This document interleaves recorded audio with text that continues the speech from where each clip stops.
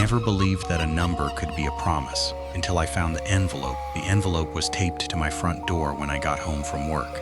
No stamp, no return address, just my name, written in handwriting I didn't recognize. The paper was thick, cream-colored, watermarked with a symbol I'd never seen. I opened it. Inside was a single sheet of paper.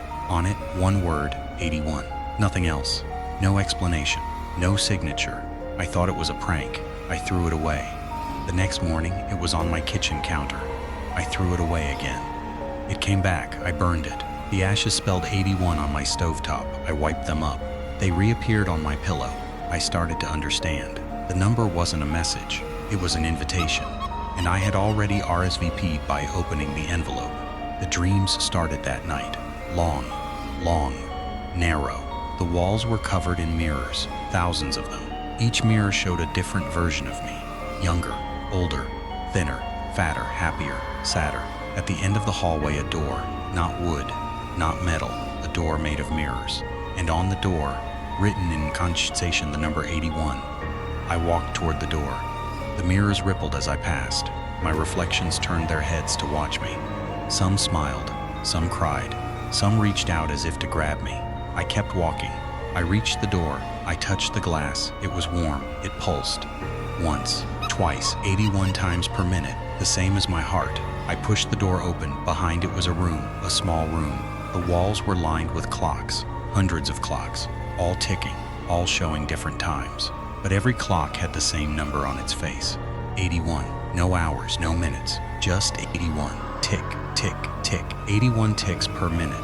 I counted. 81, 81, 81. In the center of the room, a chair. In the chair, a woman. She was old. Her skin was wrinkled. Her hair was white. Her eyes were closed.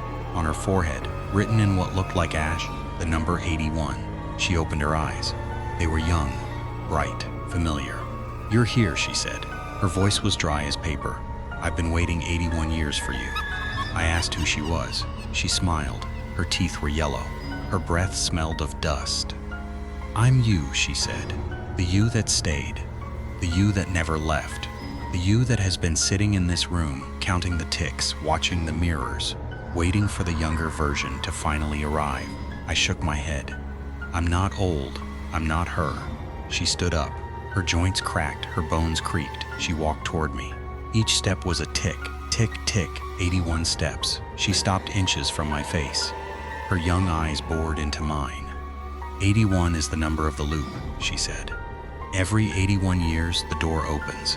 Every 81 years, a version of you walks through. Every 81 years, you sit in this chair. And every 81 years, you forget. You forget that you've been here before. You forget that you're not the first. You forget that the number is not a curse. It's a cycle. And cycles don't end. They just repeat. I stepped back. The mirrors behind me rippled. My reflections were all watching, all waiting, all wearing the same expression. Not fear, recognition. "I don't understand," I said. The old woman pointed at the clocks. 81 clocks. Each one represents a year of your life. Not the life you're living now. The life you've lived before. The life you'll live again. The clocks are counting down to the moment you remember. And when you remember, the cycle resets. You wake up, you find the envelope, you open the door, you sit in the chair, and you wait for the next version of yourself to arrive. She reached out and touched my face. Her fingers were cold.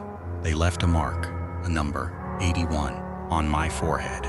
I could feel it burning. "You have 81 days, she said. 81 days until the clocks reach zero. 81 days until the door closes. 81 days until you become me. And the next you becomes you." I woke up in my bed. My forehead was warm.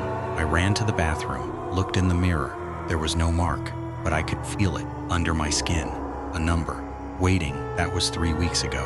I've been counting the days. I've been looking for the door. I've been avoiding mirrors.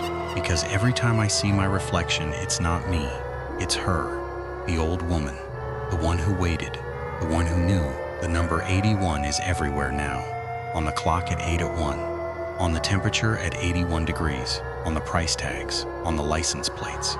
On the spines of books I've never read. I can't escape it. I can't hide from it.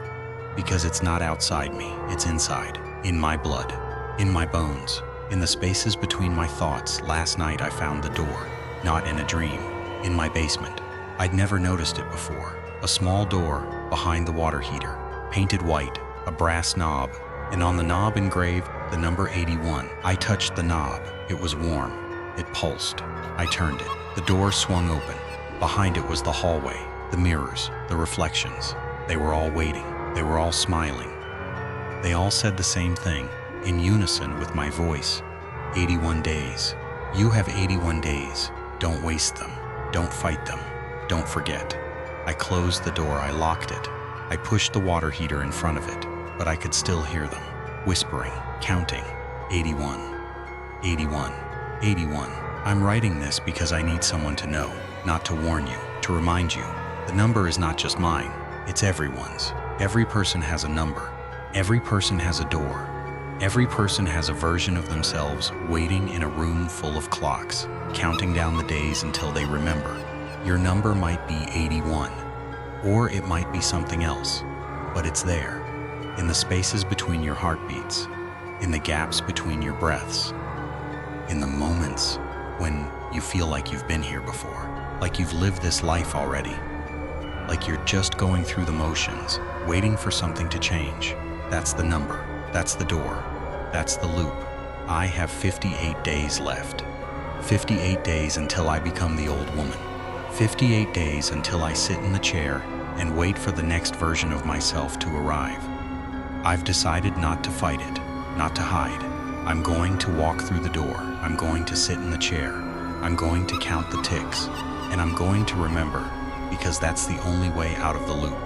Not by escaping, by accepting, by becoming, by being the version that stays when you find your door, and you will. Don't be afraid. Open it. Walk through. Sit in the chair. Count the ticks. And remember, 81. It's not a curse. It's a promise. A promise that you've been here before. And you'll be here again. I'll see you in the room. I'll be the old woman with the young eyes. I'll be the one who waited, and you'll be the one who finally arrived.